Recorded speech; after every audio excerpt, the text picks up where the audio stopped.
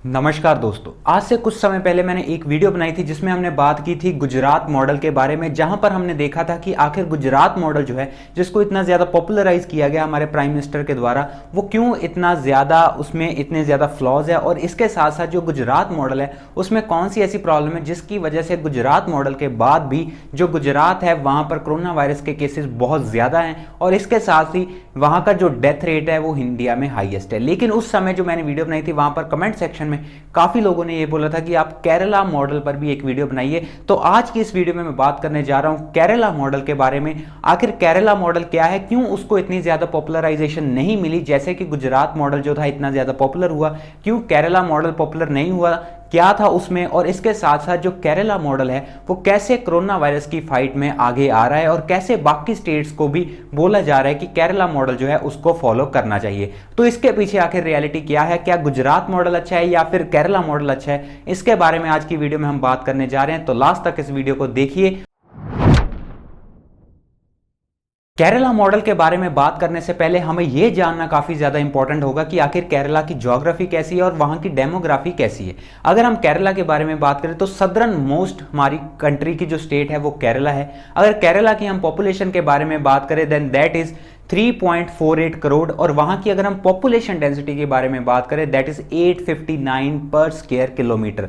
बहुत ज्यादा population density है केरला की। हम ये बोल सकते हैं कि इंडिया में जो हाईएस्ट पॉपुलेशन डेंसिटी है उसमें से केरला ऐसी एक स्टेट है जहां पर हाईएस्ट पॉपुलेशन डेंसिटी जो है वो देखी जाती है। और इसके साथ साथ अगर हम केरला के बारे में बात करें, बहुत सारे लोग हैं जो ये बोलते हैं कि केरला से काफी ज्यादा टेररिस्ट निकलते हैं जो आईसिस को ज्वाइन करते हैं। अगर केरला के हम रिलीजन के बारे में बात करें तो वहां की जो 54.7% पॉपुलेशन है वो हिंदुइज्म को फॉलो करती है और वहीं अगर हम इस्लाम के बारे में बात करें तो 26% पॉपुलेशन जो है वो इस्लाम को फॉलो करती है और जो रेस्ट 18% पॉपुलेशन है वो क्रिश्चियनिटी को फॉलो करती है। और इसके साथ साथ ही जो केरला है वो ऐसी एक स्टेट है जहां पर कम्युनिस्ट जो सिस्टम है उसको फॉलो किया जाता है और वहां की जो गवर्नमेंट है वो भी कम्युनिस्ट फॉर्म ऑफ गवर्नमेंट है। वहां की जो गवर्नमेंट है वो कम्युनिस्ट फॉर्म ऑफ गवर्नमेंट काफी समय से चल रही है क्योंकि वहां के जो लोग हैं उनका ट्रस्ट जो है वो कम्युनिस्ट जो सरकार है वहां के जो वेलफेयर मेजर्स लिए जाते हैं वहां पर है।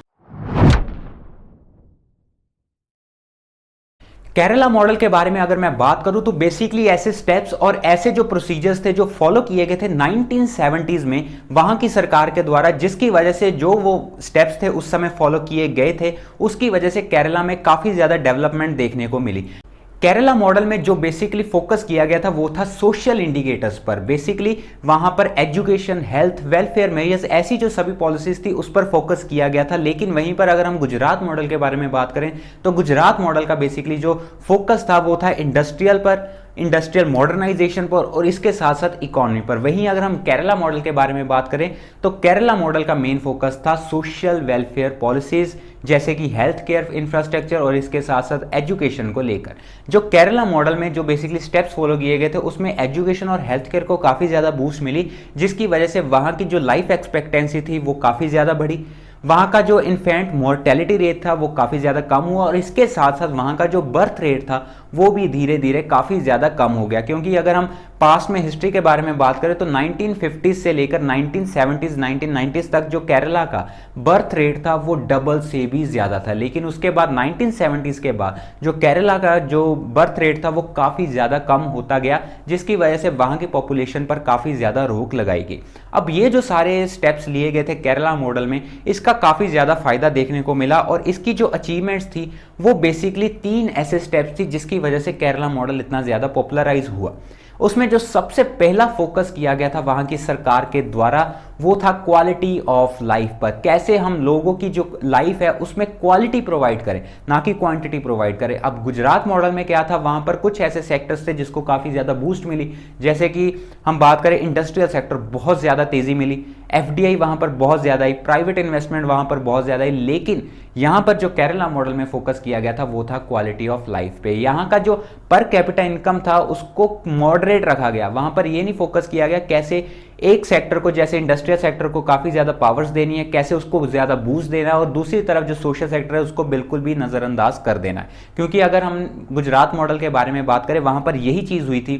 सरकार ने बहुत ज़्यादा पैसा इंडस्ट्रियल डेवलपमेंट पर लगा दिया, बहुत ज़्यादा सब्सिडीज़ प्रोवाइड कर दी, जिसके बाद वहां पर एजुकेशन और हेल्थ केयर के लिए पैसा ही नहीं बचा वहां की सरकार के पास, जिसकी वजह से वहां का जो एजुकेशन सेक्टर है, हेल्थ केयर इंफ्रास्ट्रक्चर है वहां का, वो इतना ज्यादा अच्छा नहीं है। सेकंड अगर हम बात करें तो उसका मेन मोटिव था wealth and resource distribution program वहां पर चलाए गए। कैसे लोगों के पास वेल्थ आनी चाहिए, कैसे वहां पर हम अगर बात करें गरीबी के बारे में तो वहां पर आपको कोई भी भीख मांगता नजर नहीं आएगा, क्योंकि वहां पर सरकार ने कुछ ऐसे वेलफेयर मेजर्स लिए हैं जिसकी वजह से कोई भी वहां पर भूखा नहीं सोता। इसके साथ साथ जो रिसोर्स डिस्ट्रीब्यूशन होती है, कैसे रिसोर्स जो है वो हर किसी को मिलने चाहिए। अगर अमीर के पास बहुत ज़्यादा पैसा है और गरीब के पास बिल्कुल भी पैसा नहीं है तो उस रिसोर्सेज को कैसे डिस्ट्रीब्यूट करना है ताकि हर किसी को एक क्वालिटी ऑफ लाइफ मिल सके। तो सेकंड मेन फोकस इस चीज़ पर किया गया था। थर्ड जो मेन फोकस किया गया था वो था पॉलिटिकल पार्टिसिपेशन और मास एक्टिविज्म पर।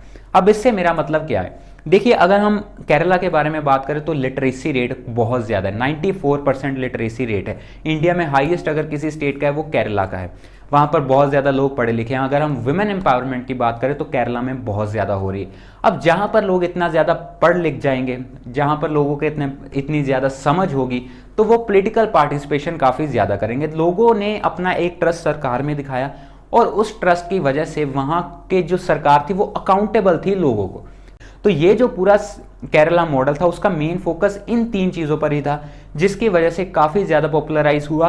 और आज भी केरला में अगर हम बात करें तो लिटरेसी रेट बहुत ज़्यादा है। अगर हम हेल्थ केयर इंफ्रास्ट्रक्चर के बारे में बात करें बहुत अच्छा है, जिसकी वजह से जो कोरोना वायरस है उसको लेकर भी काफ़ी ज़्यादा चर्चा की जा रही है कि केरला मॉडल को ही अपनाना चाहिए बाकी स्टेट्स को कोरोना वायरस को टैकल करने के लिए। अब केरला ने कौन सा ऐसा मॉडल अपनाया कोरोना वायरस को टैकल करने के लिए, उसके बारे में अब हम बात करते हैं।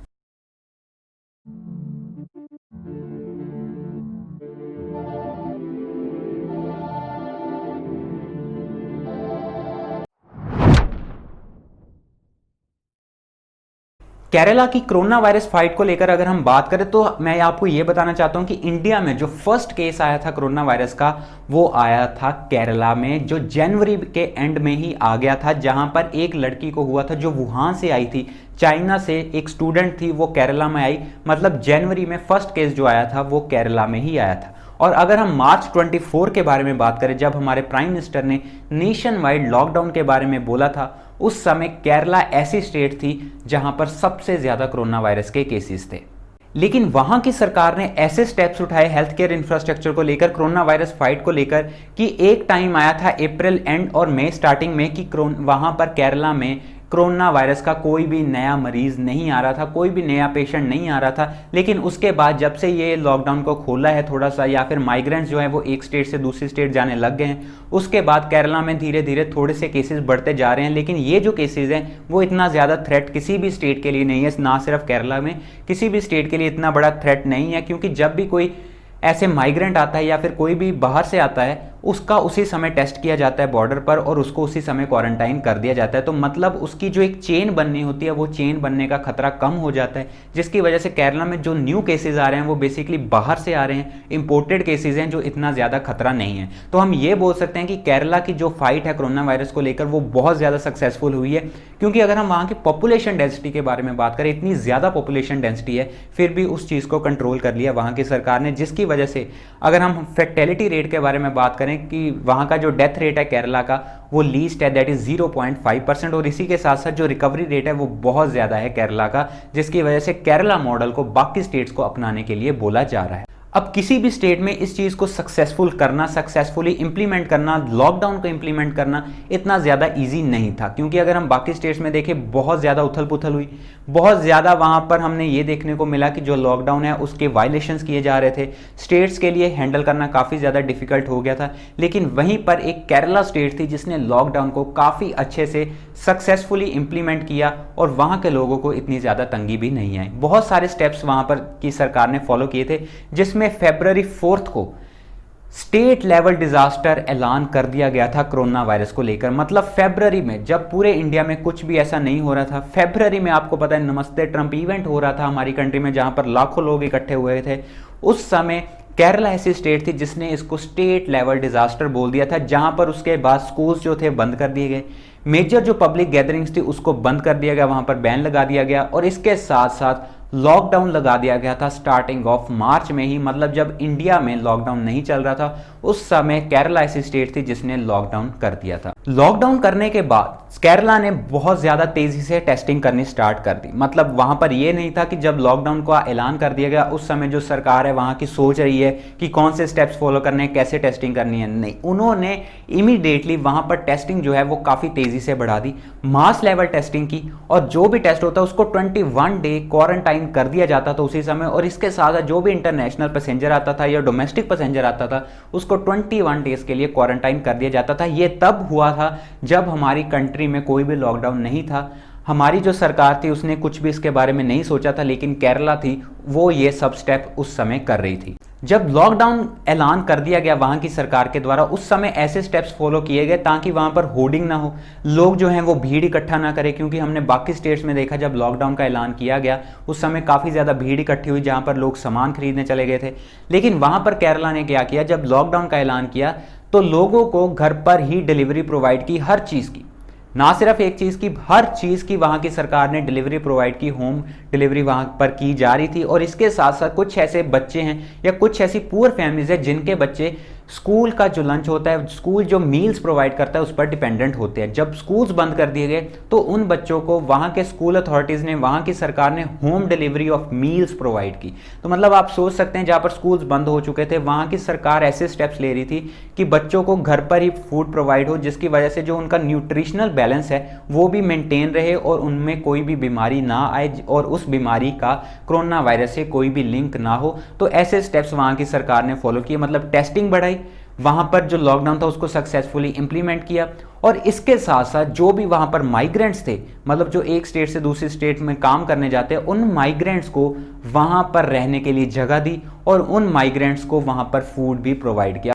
ना सिर्फ वहाँ की सरकार ने, लेकिन वहाँ पर कुछ ऐसी लोकल ऑर्गेनाइजेशंस जैसे कि कुडम्बश्री, एक ऐसी लोकल लेवल ऑर्गेनाइजेशन है जिसने एक महीने में ही, जब ये लॉकडाउन किया उसके एक महीने में ही तकरीबन 20 लाख मास्क बांट दिए थे। और इसके साथ साथ 5000 लीटर सैनिटाइजर प्रोवाइड किया वहाँ के लोगों को, और इसके साथ साथ फूड भी प्रोवाइड किया, वहाँ पर रहने के लिए जगह भी प्रोवाइड की, और जो बेसिक नेसेसिटी है वो सभी चीज़ों की प्रोवाइड की वहाँ के लोगों के लिए। तो मतलब केरला में सरकार ने भी ऐसे स्टेप्स उठाए और इसी के साथ साथ वहाँ की लोकल बेस्ड ऑर्गेनाइजेशंस ने भी स्टार्टिंग से ही ऐसे स्टेप्स उठाने शुरू कर दिए थे जब मार्च में केरला में लॉकडाउन किया गया था, लेकिन इंडिया में नहीं। अब आप बोलोगे कि बाकी स्टेट्स में भी लोकल ऑर्गेनाइजेशंस कर रही है, डेफिनेटली कर रही हैं, लोकल ऑर्गेनाइजेशंस कर रही हैं, लेकिन यहाँ पर मैं ये बता रहा हूँ, ये मैं डिफरेंशिएट कर रहा हूँ, ये सब कुछ तब हो रहा था जब इंडिया में इस चीज़ के बारे में बात नहीं हो रही थी। तो ये कुछ स्टेप्स थे जो केरला ने फॉलो किए अपनी कोरोना वायरस फाइट को लेकर। यहाँ पर मैं ये बोलूंगा कि कोरोना वायरस के जो केसेस है बहुत ज्यादा कम हो चुके हैं, लोकल ट्रांसमिशन जो है वो बहुत ज्यादा कम हो चुकी है, रैपिड टेस्टिंग वहां पर की गई, और इसके साथ साथ लोगों ने भी काफी ज्यादा समझदारी दिखाई लॉकडाउन के जो रूल्स थे, रेगुलेशंस थे, उनको फॉलो करने के लिए। अब मैं चाहता हूं कि आप अपनी राय कमेंट सेक्शन में रखिए, आपको क्या लगता है कि जो केरला मॉडल है वो सक्सेसफुली इंप्लीमेंट हुआ, वहां पर जो कोरोना वायरस की फाइट थी उसमें केरला मॉडल सक्सेसफुल हुआ। और इसके साथ साथ मैं आपसे ये भी पूछना चाहता हूं कि आपको क्या लगता है कि जो केरला मॉडल है या फिर जो गुजरात मॉडल है, इन जनरल हम बात करें, कौन सा सक्सेसफुल ज्यादा है, कौन सा ज्यादा अच्छा मॉडल है? क्या इकोनॉमिक मॉडल जो गुजरात मॉडल में फॉलो किया गया या फिर जो सोशल वेलफेयर मेजर्स जो केरला मॉडल में फॉलो किए गए, इन दोनों में आपको क्या लगता है कि कौन सा मॉडल ज्यादा सक्सेसफुल है? कमेंट सेक्शन में आप अपनी राय जरूर दें। तो दोस्तों, अगर ये वीडियो मेरी आज की आपको अच्छी लगी, इसको लाइक कर दीजिए, शेयर कर दीजिए दोस्तों के साथ, ताकि उनको भी पता चले कि कौन सा मॉडल फॉलो किया जा रहा है हमारी कंट्री में और कैसे जो केरला है वो सक्सेसफुली इस चीज से बाहर निकल कर आया है। आपको अगर मेरी वीडियोस अच्छी लगती है, चैनल को सब्सक्राइब जरूर कर लीजिए और साथ में बेल आइकन है उसको प्रेस कर दीजिए मेरी आने वाली वीडियोस की नोटिफिकेशन पाने के लिए। तो दोस्तों, ये थी मेरी आज की वीडियो। तो चलिए मिलते हैं हम अगली बार। बहुत बहुत धन्यवाद।